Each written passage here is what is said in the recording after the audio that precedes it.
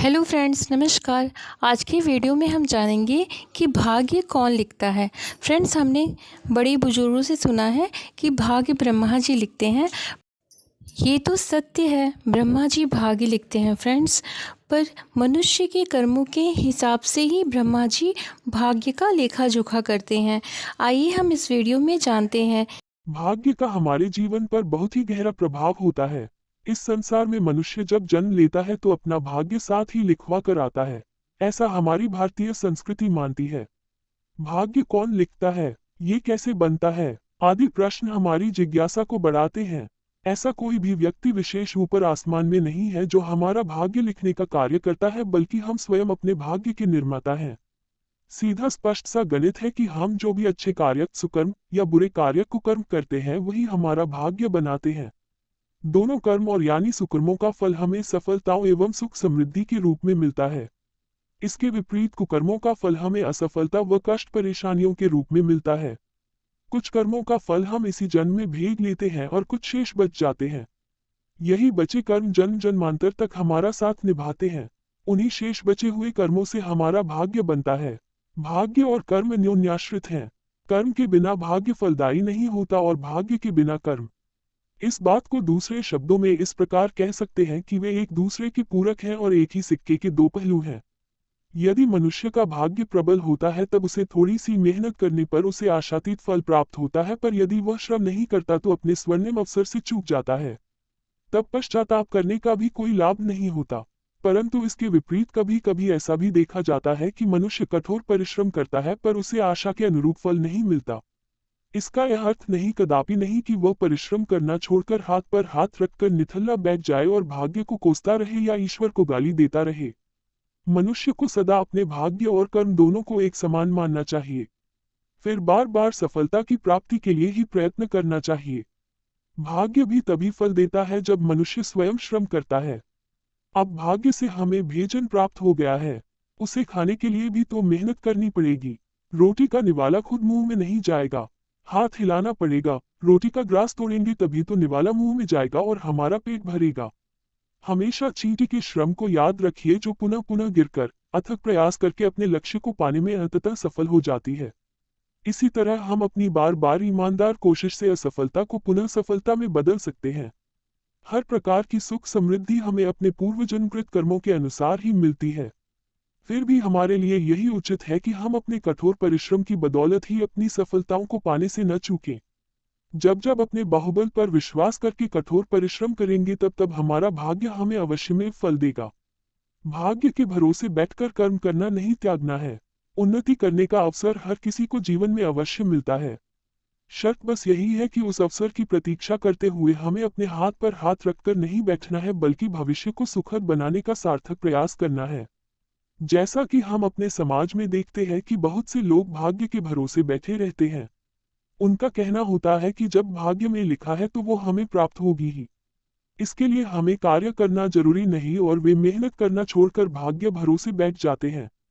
क्या ये सही है? तो मेरा उत्तर होगा नहीं।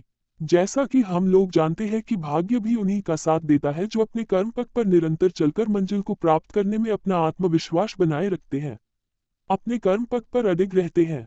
जैसा कि भगवान श्री कृष्ण ने गीता में उपदेश दिए हैं कि कर्म ही पूजा है। हमें निस्वार्थ रूप से लक्ष्य प्राप्त हेतु कार्य करते रहना चाहिए, फल की चिंता नहीं करनी चाहिए। कर्म करने वाले को फल की प्राप्ति निश्चित आती है। आए दिन हम अपने समाज में देखते हैं कि कुछ लोगों की आंखों में उदासी का सैलाब उमड़ता दिखता है। ऐसा इसलिए कि वे कर्म करना छोड़कर भाग्य भरोसे बैठ जाते हैं। ऐसे में वे प्रगति की सीढ़ी पर कैसे चढ़ सकते हैं, सवाल ही नहीं उठता। अतः हमें हमेशा कर्म का निर्वहन करना चाहिए। मनुष्य अपने भाग्य का निर्माता स्वयं होता है। जो व्यक्ति भाग्य के भरोसे बैठा रहता है उनका भाग्य भी बैठा रहता है। जो हिम्मत बांधकर अपनी इच्छा शक्ति को मजबूत कर मन में विश्वास जगाकर खड़ा हो अपने लक्ष्य पाने को आतुर रहते हैं, उसका भाग्य भी खड़ा हो जाता है। भाग्य बना हुआ नहीं मिलता है, अपनी संघर्ष से उसका निर्माण करना है। इसलिए हम उसके निर्माता स्वयं हैं।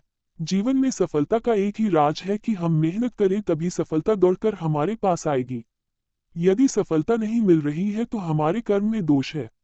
वहां अपने कार्य का मूल्यांकन भी हमें स्वयं करना होगा। कमी को हटाकर सफलता के शिखर पर आरोह के लिए फिर से प्रयास करना होगा। आलस्य को छोड़कर संघर्ष करना होगा। यदि हमारी इच्छा शक्ति क्षुद्र और दुर्बल होगी तो हमारी मानसिक शक्तियों का कार्य भी वैसा होगा। आज जितने भी सफल लोग हैं वे शुरू में अत्यधिक संघर्ष करने के बाद सफलता के शिखर पर पहुंचे हैं। अतः मजबूत इरादे के साथ ही हम अपने लक्ष्य को पाने में सफल और भाग्य का निर्माता स्वयं बन सकते हैं। मनुष्य अपने भाग्य का निर्माण स्वयं कर सकता है, आवश्यकता है उसे कर्म करने की। हम जिस राह में बढ़ रहे हैं और उस राह में जाना हमने निश्चित कर लिया है, तो किसी की मजाल नहीं कि वह हमें रोक सके। दृढ़ इच्छा शक्ति, धैर्य और संकल्प के साथ आवश्यकता है आगे बढ़ने की। हमें कलेक्टर बनना है, डॉक्टर बनना है, अच्छे पद प्राप्त करना है। लेकिन कलेक्टर बनने के लिए, डॉक्टर बनने के लिए कर्म करना पड़ेगा, कर्म है पढ़ना पड़ेगा, ज्ञान का अर्जन करना पड़ेगा। केवल भाग्य के सहारे ही नहीं बैठना है, कर्म के द्वारा भाग्य बदला जा सकता है। आवश्यकता है सही दिशा में कर्म करने का। हम जैसा कर्म करेंगे उसका फल भी हमें वैसा ही प्राप्त होगा। कर्म के द्वारा भाग्य का निर्माण किया जा सकता है और कर्म मनुष्य के हाथ में है। भाग्य मनुष्य के हाथ में नहीं है, लेकिन कर्म मनुष्य के हाथ में है।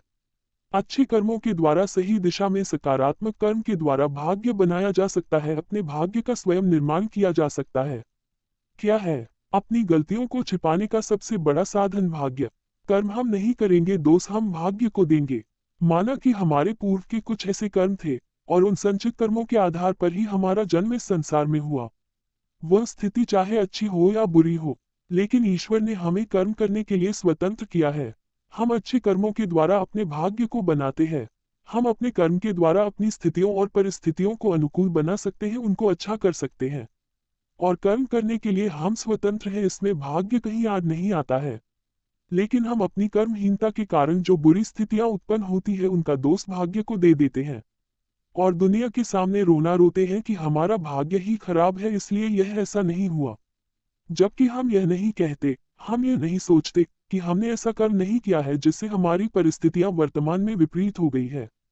यदि हम चाहते तो अच्छे कर्म करके, उस दिशा में सकारात्मक प्रयास करके हम अपना भाग्य बदल सकते थे। अपने भाग्य का निर्माता कौन बन सकता है? भाग्य जीवन में बहुत अधिक महत्व रखता है। अक्सर हम ये देखते हैं कि बहुत से लोग काफी प्रयास करने के बाद भी सफल नहीं होते हैं।